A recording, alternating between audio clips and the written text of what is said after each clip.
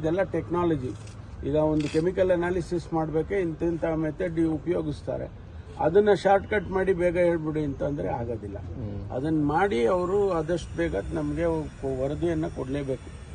ನಿನ್ನೆ ಒಳ ಮೀಸಲಾತಿದು ಅದೇ ಅಧಿಕೃತ ಆದೇಶ ಆಗಿದೆ ಸರ್, ಇವತ್ತಿಂದ ಜಾರಿ ಇವತ್ತಿಂದ ಜಾರಿ ಮಾಡ್ತಾರೆ. 6/6/5 ಏನು ತೀರ್ಮಾನ ಮಾಡಿದೆ ಸರ್ಕಾರ, ಅದರ ಪ್ರಕಾರ ಈಗ ರಿಕ್ರೂಟ್ಮೆಂಟ್ಸ್ ಎಲ್ಲ ಮಾಡಬೇಕಲ್ಲ. ಅಲೆಮಾರಿಗಳಿಗೆ ಒಂದು ನ್ಯಾಯ ಸಿಗುತ್ತೆ ಅನ್ನೋ ವಿಶ್ವಾಸ ಇದೆ. ಅಧಿಕೃತ ಆದೇಶ ಮುಂಚೆ ಏನಾದರೂ ಬದಲಾವಣೆ ಆಗ್ಬೋದೇನೋ ಅನ್ನೋ ನಿರೀಕ್ಷೆಗಳಿತ್ತು. ಈಗ ಅವ್ರು ನಾಳೆ ನ್ಯಾಯಾಲಯಕ್ಕೆ ಹೋದ್ರೆ ಸ್ಟ್ಯಾಂಡ್ ಆಗಲ್ವಾ? ಗೊತ್ತಿಲ್ಲ ನನಗೆ, ಅದು ನ್ಯಾಯಾಧೀಶರು ತೀರ್ಮಾನ ಮಾಡಬೇಕಲ್ಲ. ಸರ್, SIT ರಚನೆ ಮಾಡಿದಾಗ ಉದ್ದೇಶ ಏನಿತ್ತು? ಏನೆಲ್ಲ ಆರೋಪಗಳು ಧರ್ಮಸ್ಥಳದ ಮೇಲೆ? ಈಗ ತನಿಖೆ ಏನಾಗ್ತಾ ಇದೆ? ದೂರುದಾರರು ಯಾರಿದ್ದಾರೆ ಅವರೇ ಸುಳ್ಳು ಹೇಳಿದ್ದಾರೆ, ಯಾಕೆ ಸುಳ್ಳು ಹೇಳಿದ್ದಾರೆ, ಅವರಿಂದ ಯಾರಿದ್ದಾರೆ ಅನ್ನೋ ಅಂಗಲಲ್ಲಿ ತನಿಖೆ ಹೋಗ್ತಿದೆ. ಆಗ ಸರ್ಕಾರ SIT ರಚನೆಯಲ್ಲಿ ಬೇರೆ ಉದ್ದೇಶ ಇತ್ತು, ಒತ್ತಡಕ್ಕೊಳಗಾಗಿ SIT ರಚನೆ ಮಾಡಿತ್ತು, ಕ್ಷಮೆ ಕೇಳಬೇಕು ಅನ್ನುವಂಥದ್ದು ಬಿಜೆಪಿ ಆಗ. ನಾನು ಹೇಳಿದೆ, ನೀವು ಸ್ವಲ್ಪ ಲೇಟಾಗಿ ಬಂದ್ರಿ. ನಾವು ನಮ್ಮ ಉದ್ದೇಶ ಇರೋದು, ಸರ್ಕಾರದ ಉದ್ದೇಶ ಏನಿದೆ ಅಂತ ಹೇಳಿದ್ರೆ ಸತ್ಯವನ್ನು ಹೊರಗಡೆ ತರಬೇಕು, ಅಷ್ಟೇ ತಾನೇ ನಮ್ಮ ಉದ್ದೇಶ ಇರೋದು. ಆ ಕೆಲಸ ನಾವು ಮಾಡ್ತಾ ಇದ್ವಿ. SIT ಮಾಡಿರೋದೇ ಅದಕ್ಕೋಸ್ಕರ. ಅದನ್ನು ವ್ಯಾಖ್ಯಾನ ಮಾಡಿ ಇಲ್ಲ SIT ಮಾಡಿರೋದು ಏನಕ್ಕೋ ಬೇರೆದಕ್ಕೆ ಅಂತಂದರೆ ಅದು ಸರಿ ಇಲ್ಲ. ನಾವು ಸತ್ಯವನ್ನು ಹೊರಗಡೆ ತರಬೇಕು, ಇಡೀ ರಾಜ್ಯಕ್ಕೆ, ಜನಸಮುದಾಯಕ್ಕೆ ಅದನ್ನು ತಿಳಿಸ್ಬೇಕು. ನಮ್ಮ ಕೆಲಸ ಅಷ್ಟೇ. ಅದು ನೀವು ಪರ ವಿರೋಧ, ಅವ್ರ ಪರವಾಗಿದ್ದೀರಿ, ಧರ್ಮಸ್ಥಳದ ಪರವಾಗಿದ್ದೀರಿ, ವಿರೋಧವಾಗಿದ್ದೀರಿ, ಅದು ನಮ್ಮ ಕೆಲಸ ಅಲ್ಲ, ಸರ್ಕಾರದ ಕೆಲಸ ಅಲ್ಲ. ಸರ್ಕಾರದ ಕೆಲಸ ಸತ್ಯವನ್ನು ಹೊರಗಡೆ ತಂದು ಬಿಟ್ಬಿಡ್ತೀವಿ. ಅದರ ತೀರ್ಮಾನ ನಿಮಗೆ ಸೇರಿದ್ದು. ಸಚಿವರು ಯಾರು ಹೋಗಿಲ್ಲ ಧರ್ಮಸ್ಥಳಕ್ಕೆ ಅನ್ನುವಂಥ ಒಂದು ಅರೆ ನಾವು ಇವ್ರು ಹೋಗೋವಾಗಲೇ ಹೋಗ್ಬೇಕಾ ನಾವು? ನಮಗೆ ಯಾವಾಗ ಇಷ್ಟ ಬಂದಾಗ ಹೋಗ್ತೀವಪ್ಪ. ನಾವು ಮಂಜುನಾಥನ ಹತ್ರ ಹೋಗೋಕ್ಕೆ ಯಾರ್ದಾದ್ರೂ ಪರ್ಮಿಷನ್ ಕೇಳಬೇಕಾ? ನಾನು ಅನೇಕ ಸರಿ ಹೋಗಿದ್ದೇನೆ. ನಾವೆಲ್ಲ ಈಗ ನನ್ನ ಹೆಸರು ಪರಮೇಶ್ವರ್ ಅಂತ ಇಟ್ಟಿದ್ದಾರೆ. ಮಂಜುನಾಥ ಅಂದ್ರೆ ಯಾರು? ಎರಡು ಒಂದೇ ಅಲ್ವಾ? ಡೆವಲಪ್ಮೆಂಟ್ ನೀವು ಹೇಗೆ ನೋಡ್ತೀರಾ? ಒಂದು ಕಡೆ RSS ಆ್ಯಂಥಮ್ನ ಅವರು ಟಾಂಟ್ ಮಾಡೋದಕ್ಕೋಸ್ಕರ ಹಾಡ್ತಾರೆ ಅಸೆಂಬ್ಲಿಲಿ. BK ಹರಿಪ್ರಸಾದ್ ಅವರು ಅಧ್ಯಕ್ಷರಾಗಿ ಹಾಡಿದರೆ ಅದನ್ನು ಅಪಾಲಜಿ ಕೇಳಬೇಕು, DCM ಆಗಿ ಹಾಡಿದರೆ ನೋ ಪ್ರಾಬ್ಲಮ್ ಅಂತಾರೆ. ನೀವು ಕೂಡ ಅಧ್ಯಕ್ಷರಾಗಿದ್ದವರು 8 ವರ್ಷ, ಹೋಮ್ ಮಿನಿಸ್ಟರ್ ಆಗಿದ್ದೀರಾ, ಸರ್ಕಾರದಲ್ಲಿದ್ದೀರಾ, ನೀವೇನು ಹೇಳಿಕ್ಕೆ ಬಯಸ್ತೀರಾ ಸರ್? ನಾನು ಏನೂ ಹೇಳಕ್ಕೆ ಬಯಸೋದಿಲ್ಲ. ಯಾಕೆಂದರೆ ಇದು ಪಕ್ಷದ ವಿಚಾರ, ಅದು ಹೈಕಮಾಂಡ್ನವ್ರು ಇದ್ದಾರೆ. ಅದಕ್ಕೆ ನಾವು ವ್ಯಾಖ್ಯಾನ ಮಾಡೋದು ಅಷ್ಟು ಸರಿ ಕಾಣಲ್ಲ. ಸತೀಶ್ ಜಾರಕಿಹೊಳಿ ಅವರ ಹೇಳಿಕೆಗೂ DK ಶಿವಕುಮಾರ್ ಹೇಳಿಕೆಗೂ ಏನು ವ್ಯತ್ಯಾಸ ಇದೆ? ಯಾಕಂದ್ರೆ ರಾಹುಲ್ ಗಾಂಧಿ ಅವರು RSS ಅಗೇನೆಸ್ಟ್ ಇದ್ದಾರೆ. ಒಂದೊಂದು ಹೇಳಿಕೆ ಕೊಡ್ತಾರೆ, ಅದನ್ನೆಲ್ಲ ನಾವು ವಿಶ್ಲೇಷಣೆ ಮಾಡ್ಕೊಂಡು ಕೂತ್ಕೊಳ್ಳೋಕೆ ಹೋಗೋದಿಲ್ಲ. ಪಕ್ಷ ಹೈಕಮಾಂಡ್ ಅಂತ ಯಾಕಿದೆ? ಅವರು ಇಂಥದ್ದನ್ನೆಲ್ಲ ಗಮನಿಸ್ತಾರೆ. ಅವ್ರು ಏನು ಸೂಚನೆ ಕೊಡಬೇಕು, ಯಾರ್ಯಾರಿಗೇನು ಸೂಚನೆ ಕೊಡಬೇಕು ಕೊಡ್ತಾರೆ. ಶಿವಕುಮಾರ್ ಹೇಳಿದ್ದು ತಪ್ಪು ಅಂತ ಅವ್ರಿಗೆ ಅನಿಸಿದ್ರೆ ಹೇಳ್ತಾರೆ, ಅಲ್ಲಪ್ಪ ಪರವಾಗಿಲ್ಲ, ಅಲ್ಲಿ ಕಾಂಟೆಕ್ಸ್ಟ್ ಬೇಕಲ್ಲ.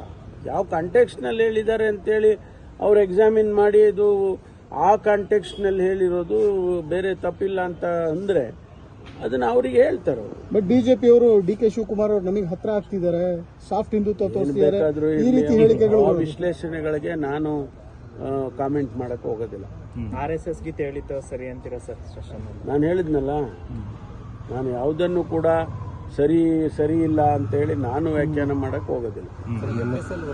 ಅರೆಸ್ಟ್ ಕೂಡ ಆಗಿದೆ, ಅವ್ರನ್ನ SIT ತನಿಖೆಗೆ ಒಳಪಡಿಸಿದೆ ಅಂತ ಇನ್ನೂ ಅವರಿಗೆ ನೋಟಿಸ್ ಕೂಡ ಇಶ್ಯೂ ಆಗಿದೆ, ಮತ್ತೆ ಸ್ಪೆಕ್ಯುಲೇಷನ್ಸ್ಗಳು ಸರ್. ಇದಕ್ಕೇನು ಹೇಳಿ ಬಯಸ್ತೀವಿ?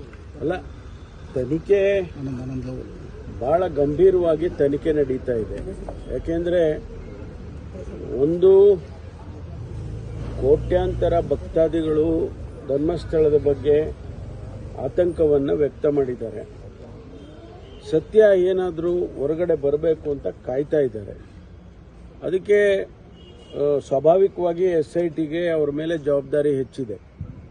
ಅದರಲ್ಲೂ ಕೂಡ ಈಗ ಚಿನ್ನಯ್ಯ ಅಂತಕ್ಕಂಥವ್ರನ್ನ ಅರೆಸ್ಟ್ ಮಾಡಿದ ಮೇಲೆ ಅವರ ಹೇಳಿಕೆಗಳು, ಅದರಿಂದ ಆಗ್ತಕ್ಕಂಥ ಫಾಲೋಔಟ್ ಎಫೆಕ್ಟು, ಇದೆಲ್ಲವನ್ನು ಕೂಡ ಭಾಳ ಗಂಭೀರವಾಗಿ SITನೂ ಗಮನಿಸಿದೆ. ನಾವು ಸರ್ಕಾರ ಕೂಡ ಇದು ಆದಷ್ಟು ಬೇಗ ಇದನ್ನು ಮುಗಿದ್ರೆ ಒಳ್ಳೆಯದು ಅಂತ ಹೇಳಿ ನಾವು ಕೂಡ ಅಂದ್ಕೊಂಡಿದ್ದೇವೆ. ಹಾಗಾಗಿ ಅವರು ಬೇಗ ಮುಗಿಸ್ಬೇಕು ಅಂತಕ್ಕಂಥದ್ದು ಅವರು ಕೂಡ ಪ್ರಯತ್ನ ಮಾಡ್ತಿದ್ದಾರೆ. ಮನೆಗೆ ಚಿನ್ನಯ್ಯ ಅವರ ಸ್ಟೇಟ್ಮೆಂಟ್ ನಾವು ಪ್ರತಿನಿತ್ಯ ಏನು ಮಾಡ್ತಿದ್ದಾರೆ ಅವರು, ಯಾಕೆ ಮಾಡ್ತಿದ್ದಾರೆ ಅವರು ಅಂತ ಹೇಳಿ ನಾವು ಸರ್ಕಾರ ಇದು ಮಾಡೋದಿಲ್ಲ. ಅವ್ರಿಗೇನು ಮಾಹಿತಿ ಸಿಕ್ಕುತ್ತೆ, ಅವರಿಗೆ ಅವರ ಪರಿಮಿತಿಯಲ್ಲಿ ಏನೆಲ್ಲ ನಾವು ಟರ್ಮ್ಸ್ ಆಫ್ ರೆಫರೆನ್ಸ್ ಏನು ಕೊಟ್ಟಿದ್ದೀವಿ ಆ ಪರಿಮಿತಿಯಲ್ಲಿ ಅವ್ರಿಗೇನೆಲ್ಲ ತನಿಖೆ ಮಾಡಬೇಕು ಅದನ್ನು ಅವರು ಮಾಡ್ತಿದ್ದಾರೆ. ಅದರಿಂದ ಯಾರನ್ನು ಕರ್ಕೊಂಡು ಬಂದು ತನಿಖೆ ಮಾಡ್ತಾರೆ, ಯಾರ ಮನೆಗೆ ರೈಡ್ ಮಾಡ್ತಾರೆ, ಇದೆಲ್ಲ ನಮಗೆ ಅವ್ರು ನಮ್ಮನ್ನು ಹೇಳಿ ಕೇಳಿ ಏನು ಮಾಡೋದಿಲ್ಲ. ಶೋಭಾ ಕರಂದ್ಲಾಜೆ ಅವರು ಅವರ ಆಧಾರದ ಮೇಲೆ ಹೋಗ್ತಾರೆ, ಇನ್ಫಾರ್ಮೇಶನ್ ಆಧಾರದ ಮೇಲೆ ಹೋಗ್ತಾರೆ. ಶೋಭಾ ಕರಂದ್ಲಾಜೆ, ಪ್ರಹ್ಲಾದ್ ಜೋಶಿ ಅವರು sir, government is the biggest conspirator in this case. ಅವ್ರ ಅಪಾಲಜಿ ಕೇಳಲೇಬೇಕು ಈ ಕೇಸಲ್ಲಿ, ಮತ್ತೆ NIA ಎನ್ಕ್ವೈರಿಗೆ ಅಲೋ ಮಾಡಬೇಕು ಅಂತ ನಿನ್ನೆ ನಾನು ಸ್ಪಷ್ಟವಾಗಿ ಕ್ಲಾರಿಫೈ ಮಾಡಿದ್ದೀನಿ. NIA ಕೊಡುವ ಅಗತ್ಯ ಇಲ್ಲ ಅಂತೇಳಿ. ಯಾಕೆಂದರೆ ನಮ್ಮ SITನವರು ಸಮರ್ಪಕವಾಗಿ ತನಿಖೆ ಮಾಡ್ತಿದ್ದಾರೆ.